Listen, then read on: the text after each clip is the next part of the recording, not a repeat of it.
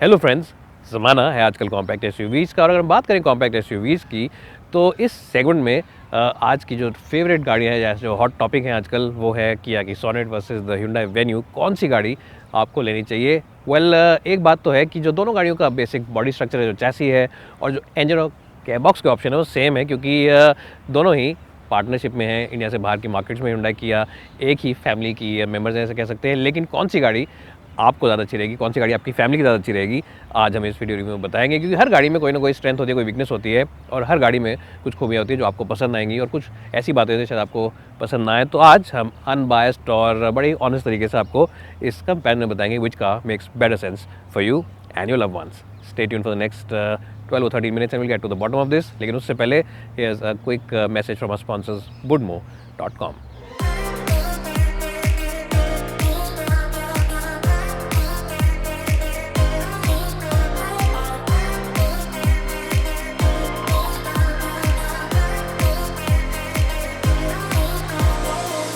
Woodmo are the online experts when it comes to spare parts, and the best point is that they are the spare parts for all vehicles in India. चाहे आपके पास एक छोटी गाड़ी हो, चाहे आपके पास एक लग्जरी कार हो, सबके स्पेयर पार्ट्स इनके पास हैं। और एक और बात जो अच्छी है वो ये है कि they have the most extensive catalogue of spare parts.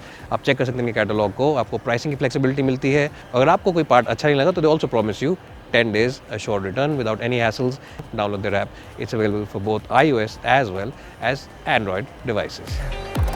For you, my love, you drive me crazy. Tell me what to do, what to do. हाँ जी, तो मैं आ चुका हूँ Hyundai Venue की फ्रंट सीट्स में। और अगर हम बात करते हैं दोनों गाड़ियों की क्वालिटी की compare to the Sonet, quality के लिहाज से सेम है, प्लास्टिक क्वालिटी अच्छी है इसकी भी, और लुक्स के लिहाज से भी मेरे को गाड़ी काफ़ी अच्छी लगती है। एक बात जो इसकी काफ़ी अच्छी हुई है कि इसका जो ये इंफोटेनमेंट सिस्टम है बाहर को नहीं निकल रहा है, ऐसे अंदर है ये इसी डैशबोर्ड के साथ, तो उससे विजिबिलिटी काफ़ी अच्छी रहती है। अगर आपकी हाइट थोड़ी कम भी है तो भी आपको डैशबोर्ड के आगे बॉनेट लाइन अच्छे से दिखेगी, तो उसमें कोई दिक्कत वाली बात नहीं है। अगर बात करें फीचर्स की, तो इस गाड़ी में अच्छे फीचर्स मिलते हैं आपको मिलते हैं ऑटोमेटिक हेडलैम्प, आपको मिलता है ट्रैक्शन कंट्रोल, आपको मिलते हैं multiple airbags, wireless charging for mobile phone, cooled front glove box, and of course you get the Blue Link app which makes it a connected car, but it doesn't have all the features that the Sonet offers. तो कुछ features sonnet के अब ज़्यादा आगे हैं। नई गाड़ी है तो ऑब्वियस सी बात है, फीचर्स के लिहाज से वो गाड़ी बेंचमार्क बन चुकी है और ये गाड़ी थोड़ी सी उससे पीछे है। लेकिन इसमें भी कम फीचर्स नहीं आते, ये मत कहना कि फीचर्स गाड़ी में कम आते हैं। प्राइस में भी थोड़ा सा कम है उससे, तो फीचर्स के लिहाज से ये बात आप ध्यान रखना। अगर बात करें सीट कंफर्ट की, तो सीट कंफर्ट में भी दोनों गाड़ियाँ लगभग बराबरी पर। इसकी जो कुशनिंग है थोड़ी सी सॉफ्ट है, उसकी थोड़ी टाइट है, और दरवाजे में भी जगह काफ़ी अच्छी है सामान रखने के लिए। और यहाँ पर एक ट्रे मिलती है जहाँ पे अपना सेल फोन, वॉलेट या बाकी चीज़ें रख सकते हैं। तो ओवरऑल कि इस गाड़ी को बनना चाहिए आज का विजेता, well definitely the advantage lies with the Sonet because it's a fresher car and definitely has the advantage on the features as well. सो हम बातों को घुमाएंगे फिराएंगे नहीं, सीधी बात करेंगे that the Sonet wins the battle of the front seats.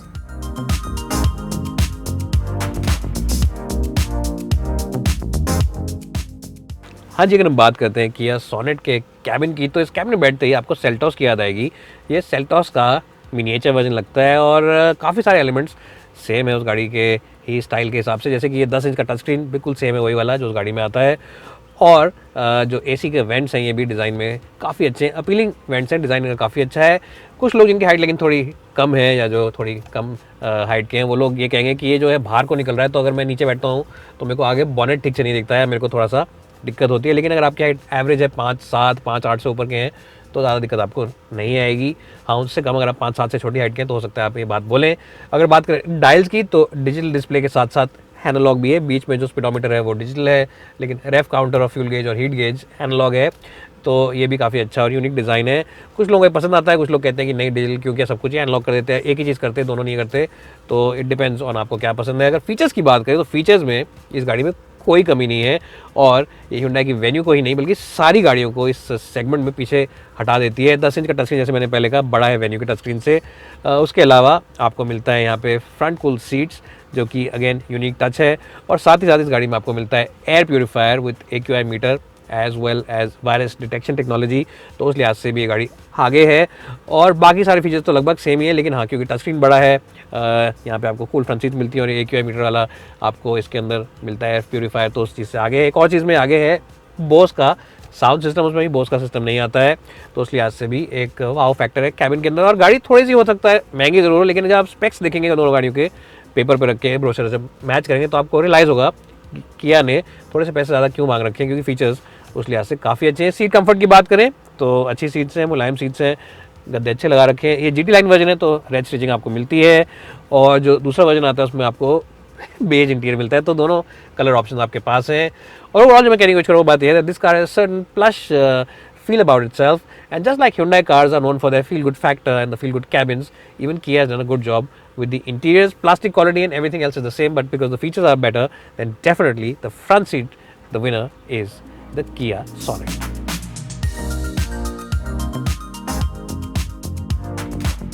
हाँ जी, मैं आ चुका हूँ बैक सीट में अब Hyundai Venue की, और इन दोनों गाड़ियों में, सोनेट में भी और वेन्यू में, बहुत ज़्यादा स्पेस तो नहीं है, बहुत ज़्यादा अल्टीमेट बैक सीट एक्सपीरियंस के हिसाब से, लेकिन जो वेन्यू है थोड़ी सी मार्जिनली ज़्यादा है स्पेस के लिहाज से। अल्टीमेट गाड़ी तो नहीं है सेगमेंट में, लेकिन क्योंकि आज हम कंपैरिजन कर रहे हैं तो स्पेस के लिहाज से थोड़ा ज़्यादा स्पेस है सोनेट से।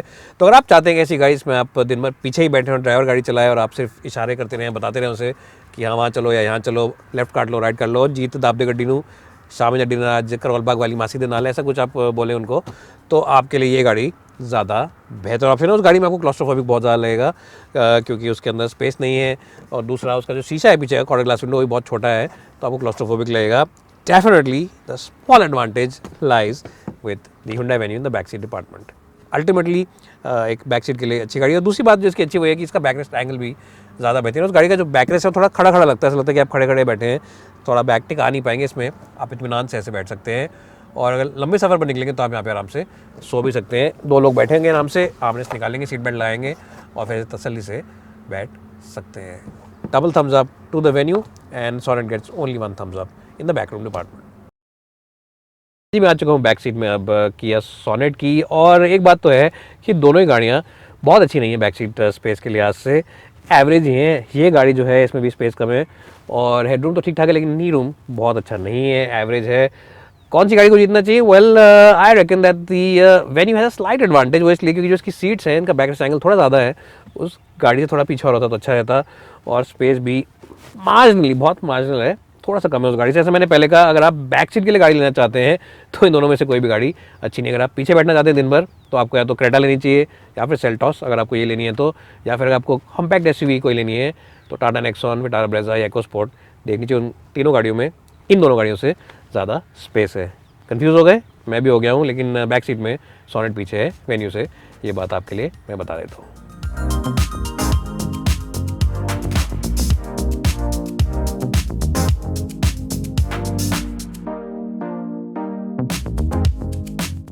हाँ जी, अगर बात करें बूट की तो ऑन पेपर ब्रोशरों पे तो इसका बूट थोड़ा छोटा है, करीब 35-40 लीटर छोटा बूट है इस गाड़ी का, उस वाली गाड़ी से, सोनेट से। लेकिन अगर आप रियल वर्ल्ड कंडीशन में देखेंगे, शोरूम जाके देखेंगे, तो आप एहसास करेंगे और आपको महसूस होगा कि यूजेबिलिटी के लिहाज से, प्रैक्टिकलिटी के लिहाज से दोनों ही बूट लगभग सेम है। एक्स्ट्रा कुछ नहीं है कि उस गाड़ी में एक्स्ट्रा बैग चला जाएगा या कोई बड़ा बैग फिट हो जाएगा उस 40 लीटर के स्पेस में, 35-40 लीटर के स्पेस में। तो मेरे लिहाज से दोनों गाड़ियों को टाई देना चाहिए बूट में, क्योंकि प्रैक्टिकलिटी, स्पेस और यूजेबिलिटी के लिहाज से लगभग सेम ही सेम है। और मेरे हिसाब से दोनों गाड़ियों के बूट को टाई देना चाहिए, क्योंकि ओवरऑल प्रैक्टिकलिटी और यूजेबिलिटी के हिसाब से दोनों बूट सेम है। दोनों में ही बहुत बड़ा एक लोडिंग सील आता है, तो आपको जो भी बैग उठाएंगे ऊपर से डालना पड़ेगा और ऐसे रखना पड़ेगा, तो उस लिहाज से भी दोनों सेम ही सेम है। जैसा मैंने कहा, on paper Sonet might have the advantage, but in real world condition, in real world situation, दोनों में ज़्यादा कोई डिफरेंस नहीं है स्पेस और ओवरऑल यूजेबिलिटी के लिहाज से। Tie in the boot department.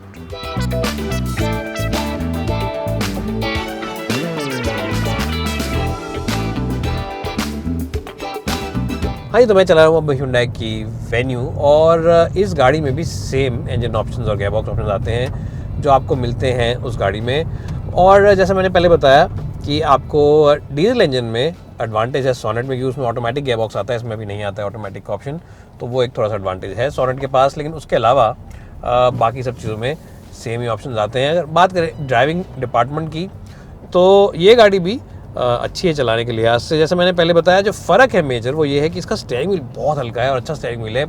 तो उन लोगों के लिए ज़्यादातर गाड़ी शहर में चलाते हैं वो पसंद करेंगे Hyundai वेन्यू के स्टीयरिंग व्हील को, क्योंकि इसके अंदर भारीपना नहीं है।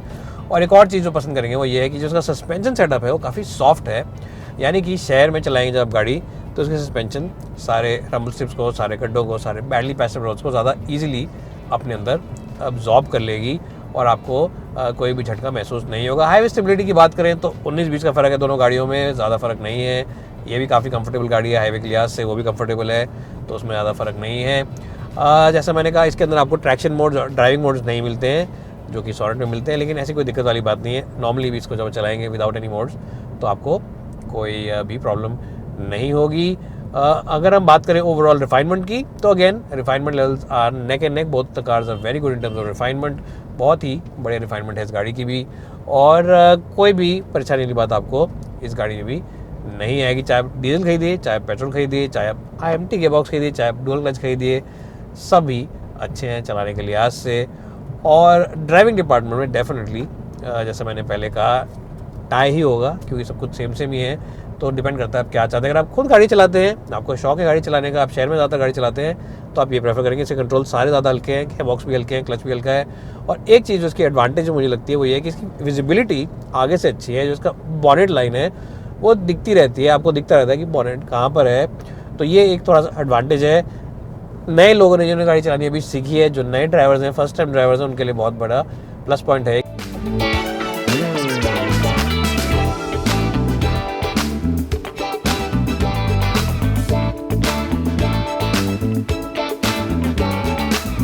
तो मैं चला रहा हूँ अब किया की सॉनेट, और इस गाड़ी में भी आपको 3 इंजन ऑप्शन मिलते हैं, और गेयर बॉक्स ऑप्शन भी सारे वही मिलते हैं जो आपको मिलते हैं Hyundai Venue में। 1 लीटर का टर्बोचार्ज पेट्रोल है, 1.2 पेट्रोल है बेस वर्जन जो बनाता है 88 bhp, टर्बो वर्जन बनाता है 120 bhp, और 1.5 डीजल आता है जो बनाता है इस गाड़ी में 115 bhp।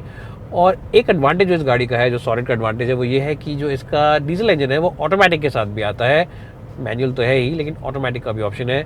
ऑटोमेटिक ऑप्शन अभी उस गाड़ी में नहीं आया है, और ऑटोमेटिक जो है वो बहुत कम गाड़ियों में आता है इस सेगमेंट में विद टॉर्क कन्वर्टर। इसमें टॉर्क कन्वर्टर गेयर बॉक्स लगा है। टाटा नेक्सॉन में आता है, AMT आता है, वो झटके बहुत मारता है, तो जो टॉर्क कन्वर्टर होता है बहुत स्मूथ होता है और एफिशिएंट गेयर बॉक्स होता है, तो उस लिहाज से एक एडवांटेज है इस गाड़ी के पास बाकी सब राइवल्स के ऊपर। अगर हम बात करें चलाने के अंदाज से और चलाने के लिहाज से, तो दोनों गाड़ियों में ज़्यादा चूज़ करने को कुछ है नहीं, ज़्यादा डिफरेंसेस नहीं है। हाँ, ये बात है लेकिन कि जो इसका स्टीयरिंग व्हील है उसमें वज़न ज़्यादा है, थोड़ा भारी स्टीयरिंग व्हील है, तो ये उन लोगों के लिए ज़्यादा मज़ेदार रहेगा जो अपनी गाड़ी को लेके ज़्यादातर हाईवे पर निकलते हैं। उनको चाहिए अपनी गाड़ी से ज़्यादा एक फील सम स्टीयरिंग व्हील। और इसका जो सस्पेंशन है वो भी थोड़ी सी ज़्यादा टाइट है compare to the suspension of the Hyundai Venue।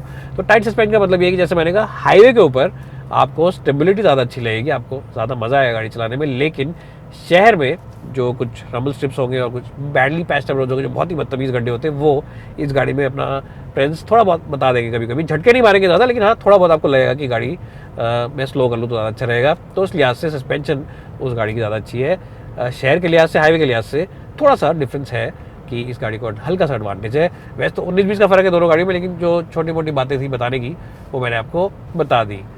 एक एडवांटेज जो इस गाड़ी को मिलता है उस गाड़ी के ऊपर, वो है कि इसमें आपको ड्राइविंग मोड्स मिल जाते हैं। आप चूज़ कर सकते हैं between the eco mode, the sport mode and normal setting. और इन मोड से ऑब्वियस सी बात है कि स्पोर्ट मोड में डालेंगे तो गाड़ी का इंजन और गेयर बॉक्स थोड़ा ज़्यादा अग्रेसिव बन जाता है। साथ ही साथ मल्टीपल ट्रैक्शन मोड्स मिलते हैं आपको। स्नो में चलाएंगे तो उसके लिए आपको मोड मिलता है, मड और सैंड का ही मोड मिलता है। तो कहने का मतलब ये है कि डिफरेंट मोड से और डिफरेंट ट्रैक्शन सेटिंग से थोड़ा सा एक हल्का सा एडवांटेज है। और एक चीज़ जो एक्स्ट्रा है वो मैंने आपको बता दी सॉनेट में।